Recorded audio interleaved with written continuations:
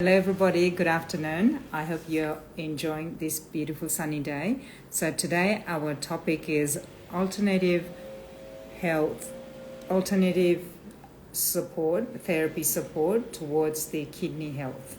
Okay, so here's Anyeska. I'm going to wave at her and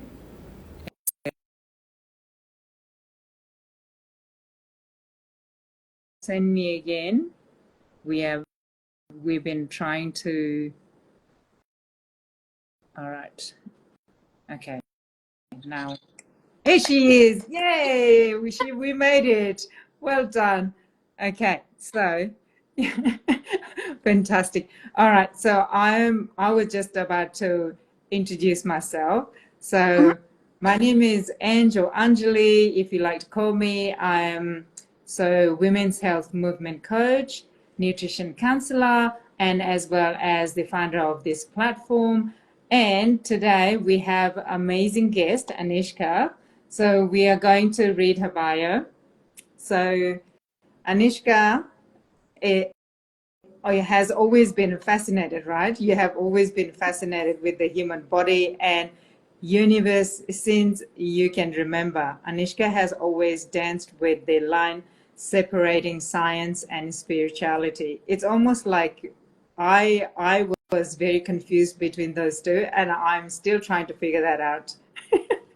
Yeah. Well, And yeah, and so hello, nice to Thank you, Jenny, for joining in. If you can hear us, please give us a thumbs up, okay?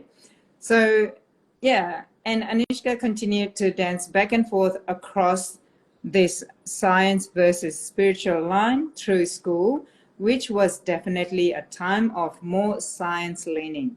After several instances of needing assistance from a physiotherapist, Anushka decided at the ripe age of 8 that is how she would spend her life helping people.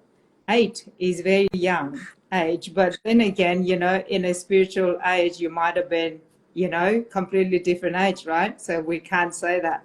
it was also actually very much that the physios I saw Yes, actually like a person. They spoke to me, they asked me the questions instead of asking my mum what the issue was. yes, They asked and they spoke to me, they answered all my questions. And I think that was really a very pivotal part there because they saw me as a whole person, not person. just the.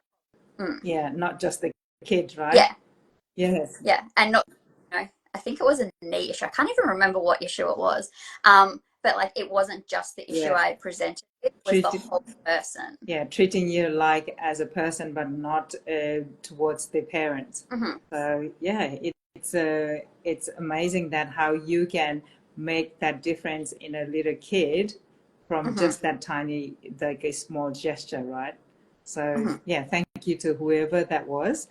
And yes, so life again happened as she was at university, and while taking a break from that, Anishka opted to study the transferable. How do I say transferable Transferable. skills of massage? Well, she dived into that and never went back to uni. Yeah. So back in the days, you would say naughty, but whatever serves whatever fills your cup, right?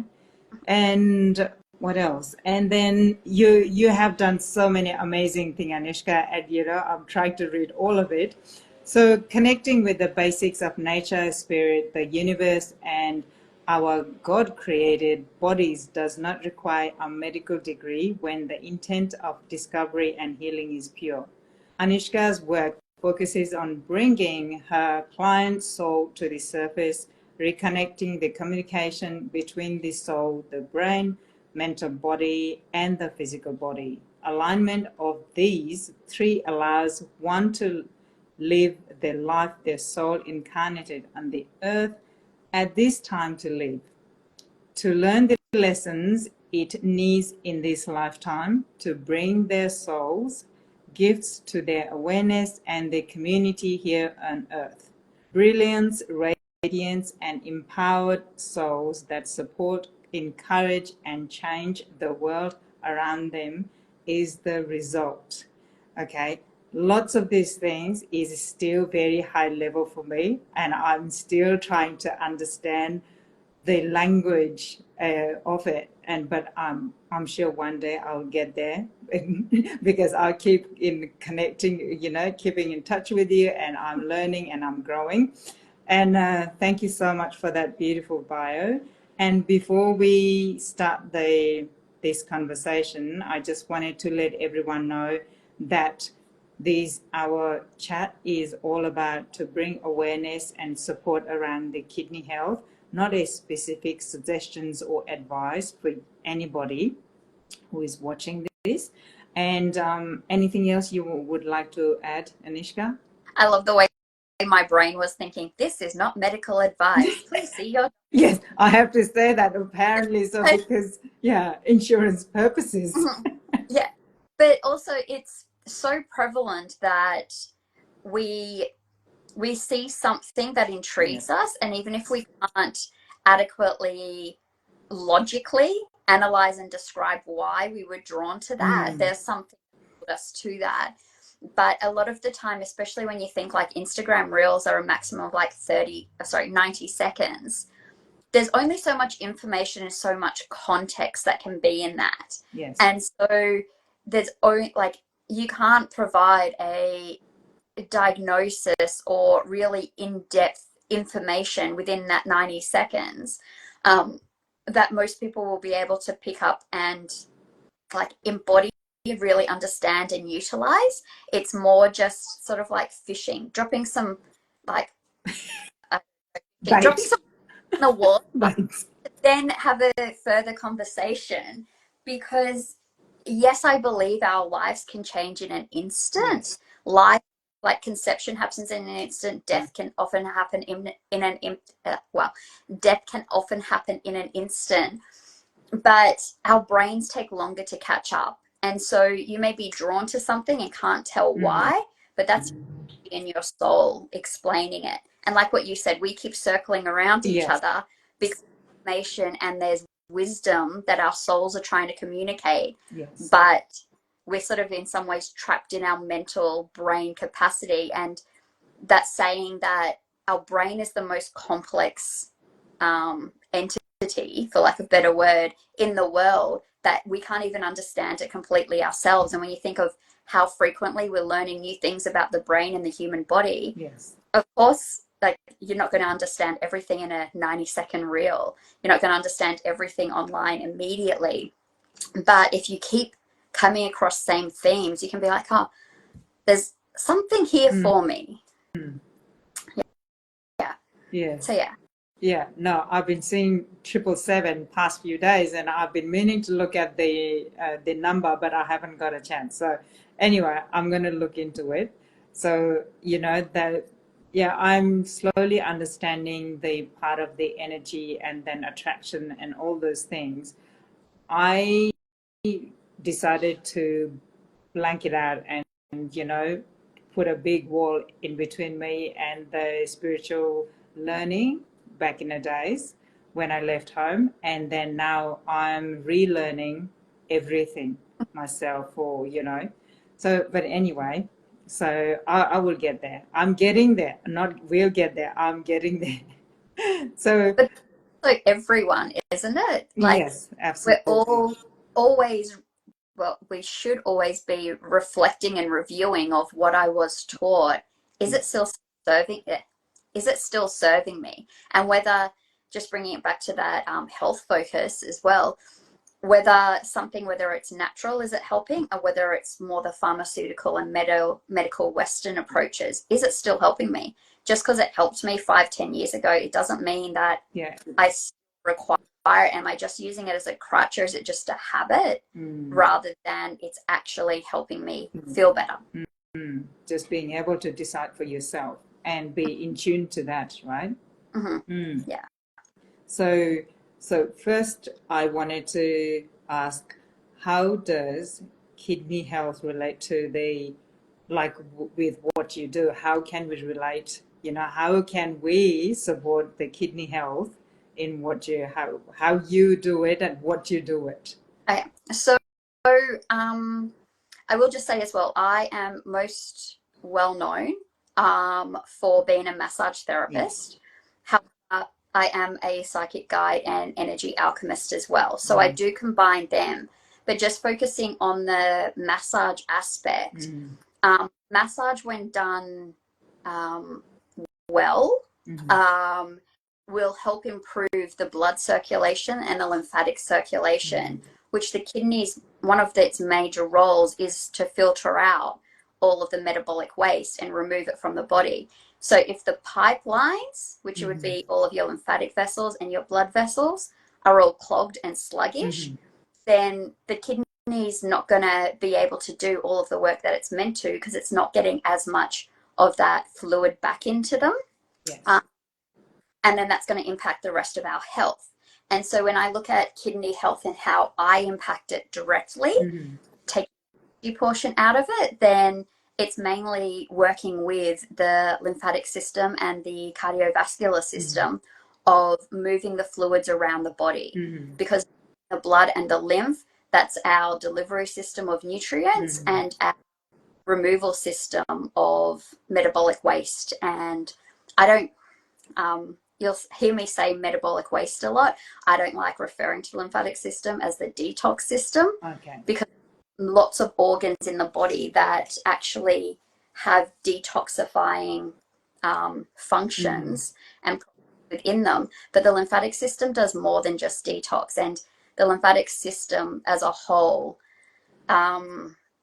it all of the organs that make it up actually have multiple functions and purposes. So I find it's very restricting and reductive and reducing the brilliance of the system if you just say the detox system. And because it works so closely with the blood system, and you can't, and I think this is really true with any aspect, any organ, any system in the body. Not a single organ, system, or part of your body works completely in isolation. So if something is impacting the lymphatic system or the kidneys, it's going to, everything's influenced by and impacts every other organ. And so reducing the lymphatic system down to the detox system of the body just minimizes its brilliance and its design. It's I'm mesmerized by your information. I'm trying to understand, as well as trying to pay attention to all the function, and then you said that the lymphatic system is not just, you don't like to call it as what was that word again? Detox. Yeah, detoxing, because it has so many other functions, right? So, and how do you, like my husband was talking about to take my son for the lymphatic, the massage. So we did, but how does he, so when you do the massage, does it move around the body, or how does he get rid of out of the system? So a lymphatic drainage massage should follow a specific sequence, because the lymphatic system, it doesn't have a pump the way that the cardiovascular system has the heart, which is the big pump that forces the fluid around the entire body. The lymphatic system doesn't have that sort of pump. It does have, though, each lymphatic vessel, which some of them, your tiniest lymphatic vessels, are actually only 1 cell in width. They're tiny everywhere. And so, but each lymphatic vessel is actually wrapped with muscles. And so when the muscles are activated, they actually squeeze the system, and that's what pushes it through. And then vessels have one-way valves, so the fluids can't go. So it's not going to go back and forth, or no. And the ways to activate the lymphatic vessels or the lymphatic system and move that fluid is either via movement, which even us just moving our hands around at the moment, we are in lymphatic fluid, as well as a manual lymphatic drainage massage. But because of that lack of pump, everything in the lymphatic system operates on the laws of hydrodynamics. And so, ironically, given the weather we've just had, you probably learnt more about high and low pressures than what you remember doing for a while. Yes.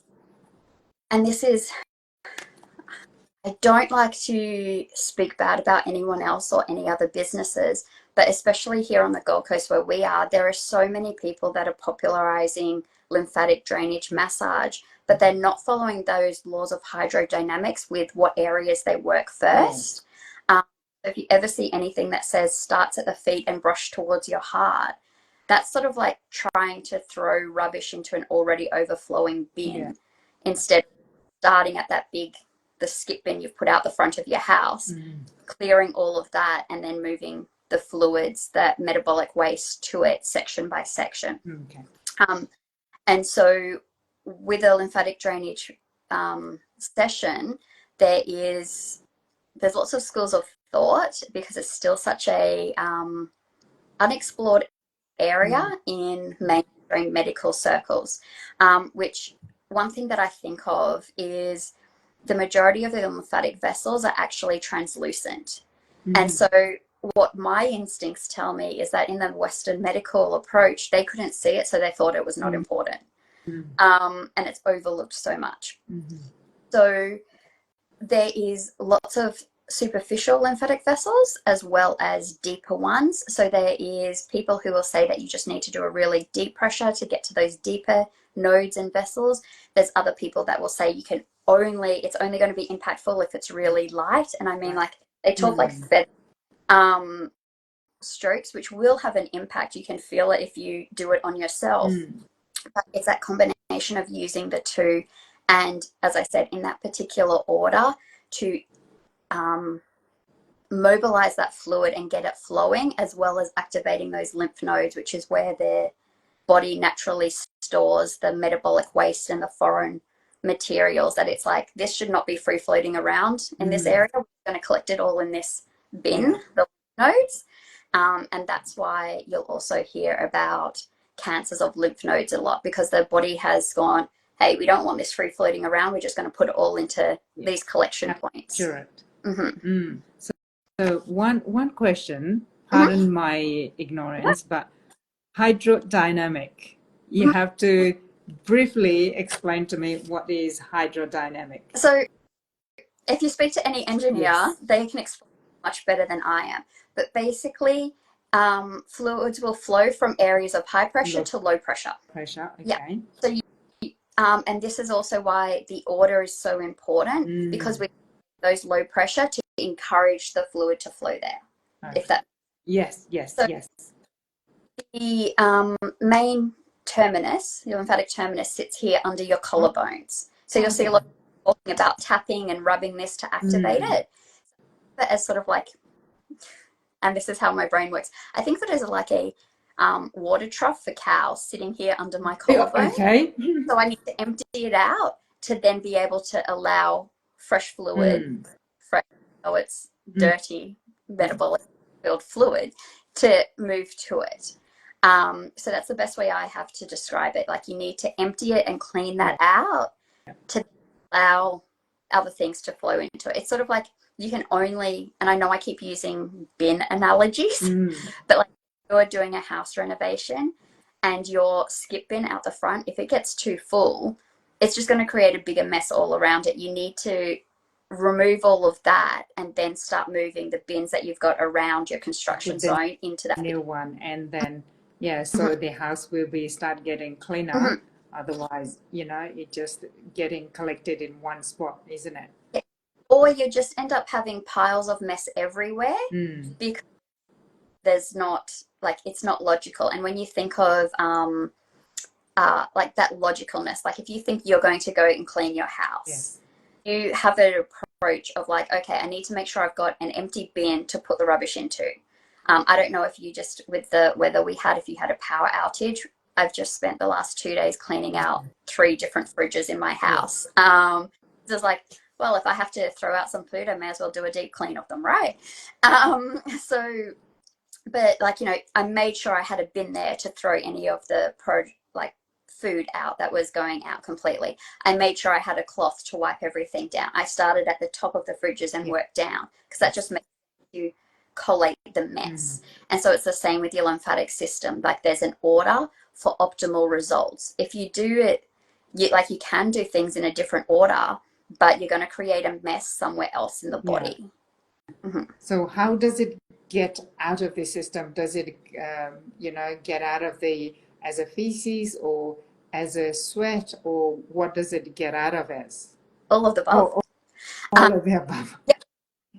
You will sweat out, and that's why your sweat can have different aromas as well, or it can feel like it's a different consistency. When we're thinking underarm sweat, there's also potentially bacteria that settled in there from life, clothes, poor washing. But then you'll also, from your main lymphatic duct here, it does go down to those kidneys, liver and kidneys, and it gets filtered and then either turned into feces. If it's from your lymphatic system, chances are it's not going to be it's not going to be a solid mass. The vessels are too small, or it's going to go out in your urine. But that's also, it can be contributing to, not the root cause, but this is where it becomes very layered and way too complicated for this sort of conversation.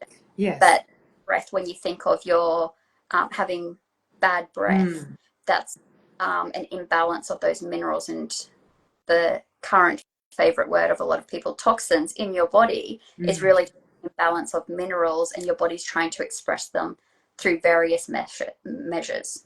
So is that why lots of times when you have a massage and then therapists would say have a drink of lots of water? Is that why? Okay, so the water. And what are the other things that we can ingest, or what can we do to help the more to get it out of our system? So water alone does not hydrate us. Yes. It actually can work against us because it can flood us with too much water, and then it ends up carrying out some of those essential minerals we need out with it. So it can actually put us into more of a mineral deficiency or imbalance. So my clients actually get taught a little bit more about water, because you do need good fats, your essential minerals, and protein, as well as good quality structured water to hydrate properly. And so doing all of that will support all of your internal organs, your whole body as a whole, because when we think about it as well, we want not just water in the body, we want it within the cells. And if you have a weak cell membrane, I love the way I'm doing this with my hands. If you've got a weak cell membrane and it's breaking open like this, it can't keep the fluid in there, and so it's then end up in your institutional space, cellular fluid. That's what water retention is. It's actually lymphatic fluid that's outside of the vessels. And then it's just going to be free floating around. That's why you feel it can be like bloatedness is a little bit of a trigger of that, depending what level of bloatedness you are. But then you're like looking at those lymphatic system disorders like lymphedemias and that it's the lymphatic fluid is outside of the lymphatic vessels, and we need to be looking more at why is that the case, not just moving it, but why is that the case. But I love the way I just like, no, bring it back to the kidneys. Oh, you thought of that? But the thing is, like, if there's an imbalance somewhere in your body, there's going to be other organs and other systems trying to rebalance it as well. And so your kidneys need to be properly hydrated to do their job effectively. And then that's going to be impacting that lymphatic health. And so every style of massage is going to impact the lymphatic health, just as every movement, whether you're going for a walk in the morning, you're swimming 10Ks, that's a bit excessive, isn't it? I don't know, you're telling me.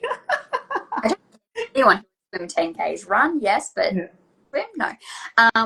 But like going for a bike ride, dancing, all of that movement is going to help your lymphatic health. It's just that lymphatic drainage massage is more direct, sort of like streamlined approach. Yes. Okay. So it will it is more focused in a particular area than Not doing focused the. in a particular area, but focused with intention of the Okay. order that it's done in. Oh, So yes. Yeah, because it has to be in particular order, right? Okay. Thank yeah, you. All right. me specifically, with my education, my experience, my knowledge, I would never do a lymphatic drainage session just on someone's knee, Mm-hmm. because if the knee, I love the way I'm pointing and you can't see. That's all right. We can tell you're looking at it. Um, because if we're moving all that fluid to the knee, where is it going to go afterwards? And if we haven't cleaned out, again using the bin analogy, if we've not cleaned out the bins above it, it's just going to cause a mess closer to the hip joint in the inguinal area there. And so we want to be working with the whole body to help move those fluids. And I have a client who last year she had an ACL repair. And so her surgeon, while he didn't at the time have a lymphatic drainage massage therapist on his staff, he really loved the idea of her having that to support the bruising and the swelling post-surgery. But we always did a full body approach because we could see the different, the fluids pooling in different areas depending on the medical times of how much she was having. And then we did also include that knee and the foot beneath it because it was holding the